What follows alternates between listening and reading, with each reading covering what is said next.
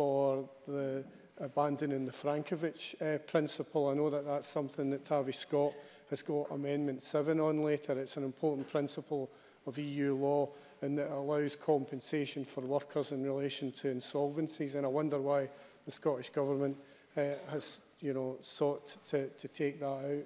In relation to exit date, look at Mr Scott's amendment. That would seem to pinpoint. We'll explore it later, Mr Russell. In terms of exit date, I welcome the fact that there is going to be some clarity around that, because it's important, whatever your view on this argument, that we're clear when exit day is. And summing up, Deputy Presiding Officer, I think it's absolutely essential that we try and get a resolution to this process going forward. I hope there can continue to be constructive discussions between the Scottish and UK governments, because if we end up in a situation where this legislation proceeds and passes, there's a danger it could end up in the courts and be challenged, and that's not something that any of the parliamentarians would want. I call Martin Fraser. Around 6 minutes, please, Mr Fraser. Thank you, Deputy Presiding Officer. We've had some powerful speeches in this debate right across the chamber, but for a stage 2 debate, disappointingly few members, I thought, actually referred to amendments that were being proposed or tried to argue for them. What I'd like to do is, if I have time, make reference to a number of the key amendments that are before us this evening. But before I do that, I want to set this all briefly in context. As we heard from Adam Tompkins and other Conservative speakers during this debate, our view is that this bill is unnecessary, it's poorly drafted, and it's probably illegal.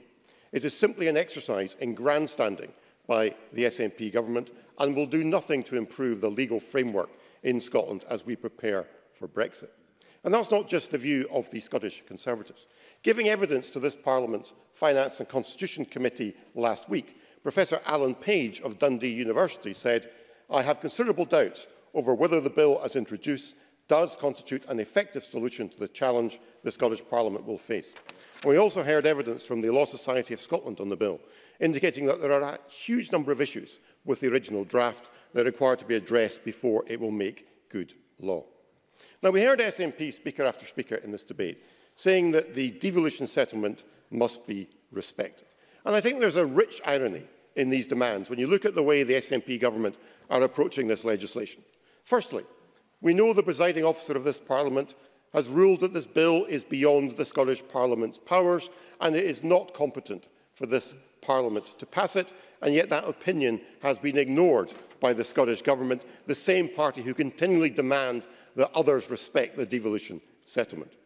Secondly, this is a bill being rushed through Parliament as emergency legislation, despite the fact that there is no emergency. There is no requirement to have this bill on the statute book within a matter of weeks, when we are not due to leave the EU for another year. Indeed, by rushing through this bill, while the EU withdrawal bill is still subject to change at Westminster, we may find that the provisions passed in haste by this Parliament in this bill actually end up being incompatible with what is in the EU withdrawal bill, which may be subsequently changed, meaning it has to come back to this Parliament for future amendment. And then we heard a number of points from Joanne Lamont, Tavish Scott, Jamie Green and others about the time provided for parliamentary scrutiny. There are some 231 amendments lodged to this bill, all having to be considered in a very short space of time by members of the Finance and Constitution Committee. And notwithstanding the greatest respect I have for all my colleagues on that committee, that is no way to be treating a serious piece of legislation. And those of us who are used to stage 2 and stage 3 debates in this chamber will know that when amendments are published, very often external bodies will engage with us, constituents will write to us and make a case to argue for or against particular amendments. The opportunity for that to be done in this vitally important piece of legislation has been lost because of the very short timescale on which it is being forced through. Now, whatever reservations the Scottish Conservatives may have about this bill, and there are many, we are not in the business of seeing this Parliament pass bad laws. And that is why we have put down 147 amendments to this bill.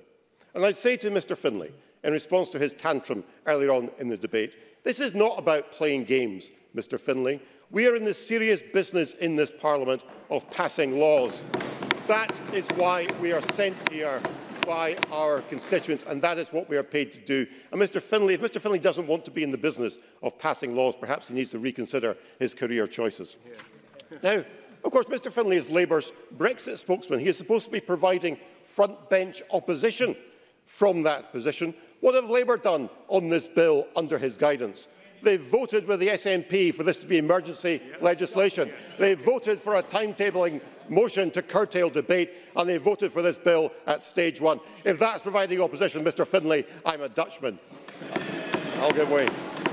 Neil Finlay. Well, can I ask the Dutchman then, can I ask him, if his party had delivered on the promises they gave to the UK Parliament and to this Parliament, then we wouldn't be in this position in the first place. It's your fault we're in this position, Mr Fraser. Murdo Fraser. Mr Finlay well knows there has been an amendment lodged to the EU withdrawal bill at Westminster, but Mr Finlay's view of opposition is to keep supporting everything the SNP frontbench does, that he needs some lessons in how to deliver opposition. Now, Presiding Officer, briefly, I want to touch just on a number of amendments. Amendment 59, in my name, seeks to put a declaration on the face of the bill that any decisions made by the Supreme Court, that all or any provisions of this Act are out with the legislative competence of this Parliament, must be complied with. I think that's important, given the strong possibility of the Supreme Court ruling on the validity of this Act. I've got a number of amendments down, as indeed others like Tavish Scott and James Kelly do, to section 13, which contains extensive powers to Scottish ministers to continue to make regulations under this bill for a period of up to 15 years after the date of exiting the EU. That cannot be acceptable, and I look forward to hearing in the debate later how that can be reduced. But in closing, I just want to make one more point, which I think is important. It was made in this debate by both Graham Simpson and Dean Lockhart. Because in relation to all these powers in question, all the powers in dispute between the UK Government and the Scottish Government, the SNP actually want to see every last one of these powers retained in Brussels and not devolved at all. Indeed, if the SNP had their way, we would be re-entering the EU, and every single one of these powers they are complaining about would be returned in their entirety to the EU and not exercised any closer to home. It is a UK Conservative government delivering a powers bonanza to this Parliament under devolution. Powers which every single SNP member of this Parliament, with the honourable exception of Alec Neil, wants to return to Brussels at the first opportunity. And in so doing, they are airbrushing from history the 38% of the population who actually voted for Brexit. Over 1 million Scots, more than a third of current SNP voters, they are saying to them, we'll send those powers back to Brussels. That's what the SNP would do. Presiding Officer, this whole bill is at best a waste of parliamentary time. It should be rejected by this Parliament, but in the meantime we will do what we can to try and improve it. I call Michael Russell. Would you take us up to 5 o'clock, please, Cabinet With pleasure, Presiding Officer. Can I start where I finished off last week in the Stage 1 debate, just by cautioning the Chamber, and particularly in the light of what we've just heard, to try and use language in a way that helps this debate and not hinders it. You can't use the words forced through to describe a parliamentary process which has been taking place by debate with majorities on each occasion. I know that that's not a popular thing for the Conservatives, but that's true. Let me also welcome just one or two of the things that have been said by a number of people and indicate what I indicated at the beginning of this debate. We are listening very carefully to concerns that exist, for example, as Ross Greer has given on the sifting power. And I entirely agree with Ross Greer that this is a question of balancing the requirements of this bill, which we did not wish, which we don't wish to be involved in this Brexit process, balancing the urgent requirements of that with the maximum amount of parliamentary scrutiny. That is how I am going to approach all the amendments on this matter this evening, and I hope we can have that debate and either resolve it this evening or create the circumstances in which we will resolve it when we come to Stage 3. And that is what we will endeavour to do. And I say that's how I'm going into this evening. That is how I'm going into this evening, no matter the provocations. But let me also, of course. Neil Finlay. You know, from what he says, I presume he's moving towards setting up that sifting committee.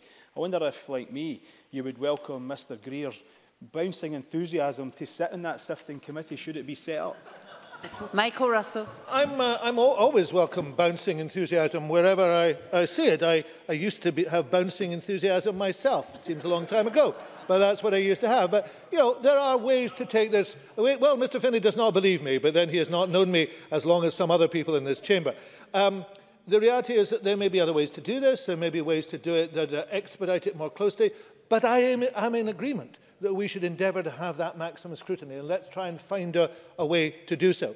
I would also want to recall something that Sandra White said in this debate, which is that there are 381 days till exit day. And even if there is a transition period, there's only likely to be less than 2 years beyond that. So there will be an urgency in getting these issues resolved. And we have to balance that urgency with the issues of scrutiny, and we will endeavour to do so. I'm sure the whole chamber will endeavour to do so.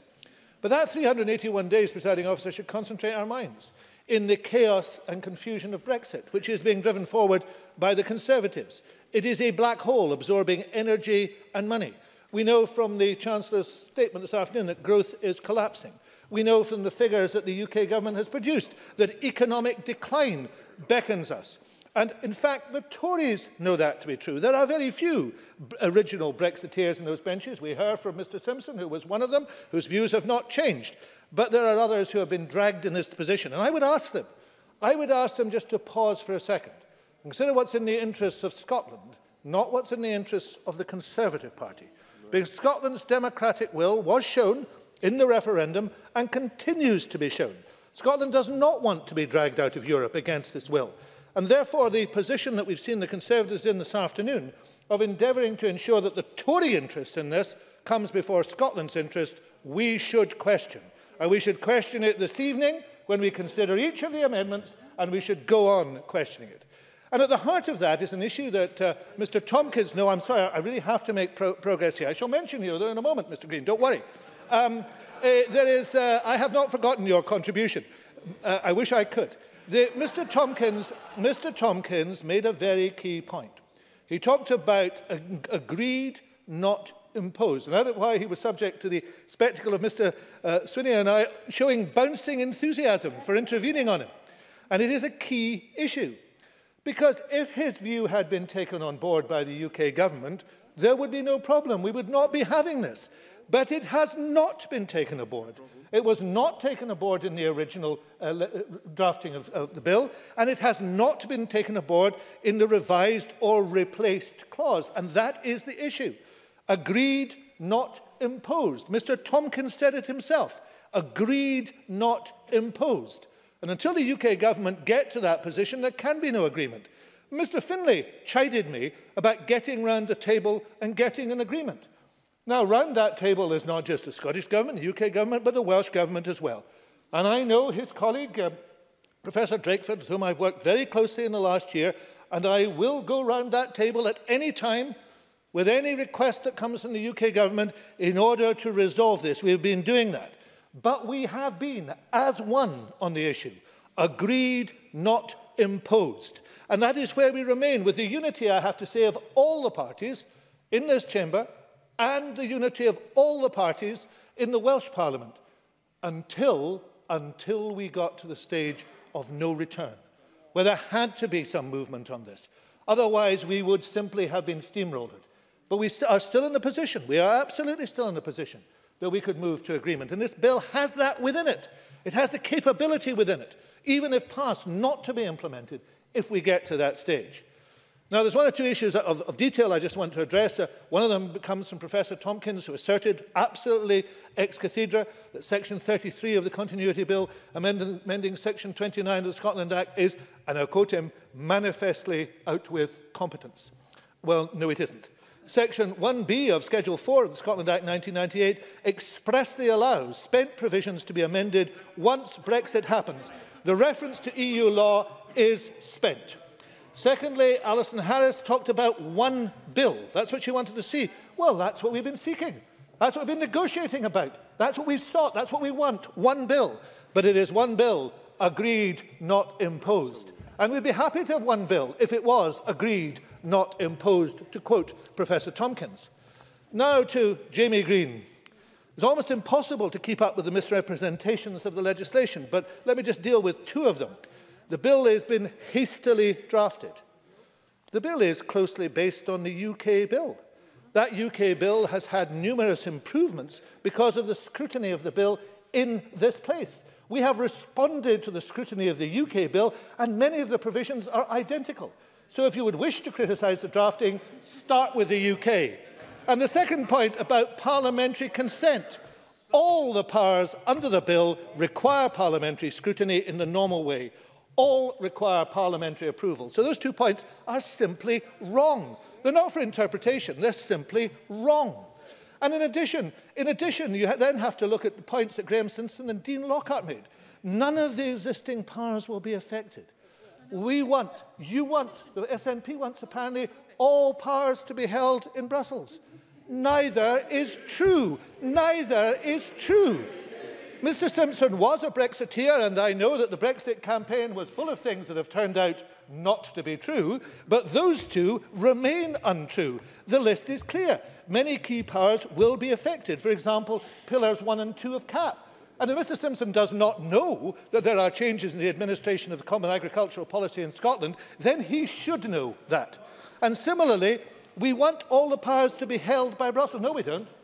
We want all the powers to be held by the Scottish people. That's what everybody in this chamber should want. That is what we are here for. Popular sovereignty, not parliamentary sovereignty. No, I'm sorry, I'm not giving way. No. I have very few minutes left. I have many few minutes left and a number of Tories still to contradict. Let me go on to Liam Kerr's contribution. I'm sorry that he spent so much time in the Starbank Inn that his focus began to wobble a little, because quite clearly he was not looking at the same bill as the one that's in front of me. In actual fact, the bill, as I've said, closely matches and in places exactly mirrors the withdrawal bill. So if he has a difficulty with draftsmen, if he has a difficulty with defining things, then please refer it to them. But actually, some of the things, the 2 particular things he raised, are also untrue. The word prospective is accurate. Prospective means it has not happened yet, and Brexit has not happened yet. So I defend the word prospective. And the second one, in terms of definitions, he didn't like the inability to define the word past. I refer him into section 27(2). This actually defines it. It's in the section, just to be helpful, called interpretation, which would, no, I'm sorry. It's, no, I mean, I'm afraid, clearly, he can go back and tell the regulars of the Starbank Inn about this, but as far as I'm concerned, he has got it completely wrong. There's a tendency, of course, to try and talk down any legislation from this government because it's been done in Scotland, and to talk up legislation at Westminster. But if he's got a problem with this bill, then he should raise it with the Westminster draftsman. Now, final point. Of course, what we actually now see is when we get to the detail of the fact, when we show that the assertions coming from the Tory benches are actually wrong, not interpretations, not just views, but actually wrong, we hear hollow laughter. That is hollow laughter. Because the reality is that we've spent a lot of time this afternoon hearing things about this bill from the Tory benches that simply aren't true. Now, there will be and are very strong attempts to make this bill better, coming from the Labour Party, coming from the Greens, coming from the Liberal Democrats, and just occasionally coming from the Conservatives. I think that's probably accidental, but there are little bits here and there which are going to improve this bill, and at stages this evening I will surprise 1 or 2 members. Their lucky evening will have come where I've said, you know, I think that's a good idea, and I think the Scottish Government support this. But what we will not support, what we will never support, is a situation in which the interests of Scotland and the legislation in Scotland are subordinated to the interests of the Tory party and keeping a Tory government at Westminster. That will underwrite our laws, not now, not ever. Now, finally, let me comment on the contribution from Richard Lochhead, which I thought was very significant this afternoon. Richard Lochhead has enormous experience, particularly in the key areas under examination in this bill. He has, I think, been the longest-serving Cabinet Secretary in a single post since devolution, alongside Mr Swinney. I think the 9-year period in office was highly significant, and I greatly enjoyed working with him, particularly as Environment Minister. And his analysis of reasons for the UK power grab was spot on, except it was too generous. It missed out a single item. Because what he said was, first of all, that he found many people he'd worked with in Westminster to be hostile to devolution. And yes, they are. And secondly, he found many of them to be scared of any possible advantage that Scotland might have. And yes, they are. But also what has really shocked me over the last 18 months is the lack of knowledge of devolution. And the reality of the situation is they simply do not know how it works. Now, we will continue to endeavour to educate them on that matter.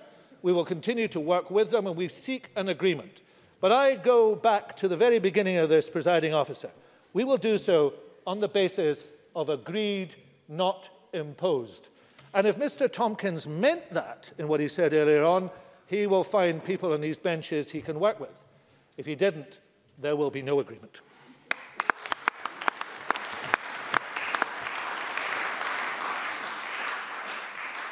Thank you very much. That concludes our pre-Stage 2 debate on the UK withdrawal from the European Union Legal Continuity Scotland Bill. And because we have moved members' business, we have moved members' business to accommodate, I should say, the Finance Committee, which will be meeting in this chamber at 5:45 to go through the Stage 2 amendments. That actually concludes today's business, and I close this meeting.